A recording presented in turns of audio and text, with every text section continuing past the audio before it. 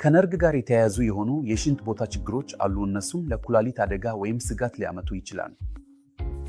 እኛ እነዚህን ሁኔታዎች እንደ ከፍተኛ አደጋ ያላቸው ኔሮጄኒክ የታችኛው የሽንት መንገድ ችግሮች ወይም በቀላሉ ከፍተኛ አደጋ ያለው ኔሮጄኒክ የሽንት ቦታ ችግር ብለን እንጠራቸዋለን። የእነዚህ ሁኔታዎች አንዳንድ ምሳሌዎች የአንጎል አውስራሪ ጉዳት፣ ስፓይና ቢፊዳ፣ የአናል እና የረጅም መንገድ አደረጃጀት ጉዳት እና ሌሎችም ተያያዥ ሁኔታዎች ናቸው።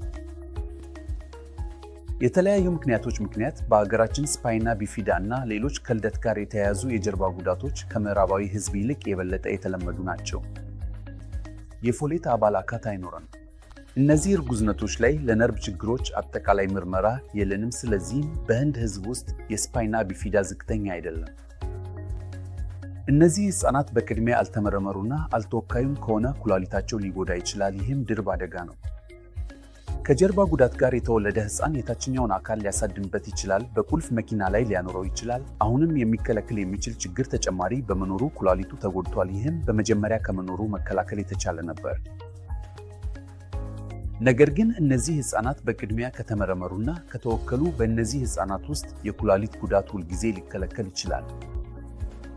አንዳንድ ሕፃናት በስፓይና ቢፊዳ በጣም በፍጥነት ኩላሊታቸውን ሊጎዱ ይችላሉ፣ እንኳን በጥቂት ወራት ወይም በ1 ወይም 2 ዓመታት ውስጥ። ስለዚህም ለእንደዚህ ቤተሰቦች የሚገባው ማብራሪያ የባህሪያቸው ሁኔታ በቅድሚያ እንዲመረመርና እንዲተያይዝ አስፈላጊ ነው ብለን መገልጸት አለብን። በተለምዶ ይህ ከጀርባ አጥንት ቀዶ ሕክምና በጥቂት ቀናት ውስጥ ሊደረግ ይገባል። እንዲሁም በብዙ እንደዚህ ያሉ ሕፃናት ሕክምናው ለሕይወታቸው ቀስ ብሎ ይቆያል። ግን በትክክል ከተተያዩ በኋላ መዳን ማድረግ ይቻላል እና ኩላሊታቸውና የሽንት መስኮታቸው ለረጅም ጊዜ ጤናማ በሆነ ሁኔታ በማህበራችን ውስጥ በጥሩ ሁኔታ የሚሰሩ አባላት ሊሆኑ ይችላሉ።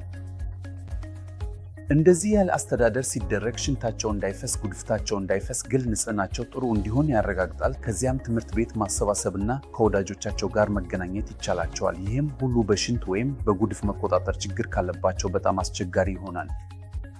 በጥሩ አስተዳደር አብዛኛው እንደዚህ ያሉ ሕፃናት መደበኛ የህይወት ጊዜና ጥሩ የህይወት ጥራት ማግኘት ይችላሉ።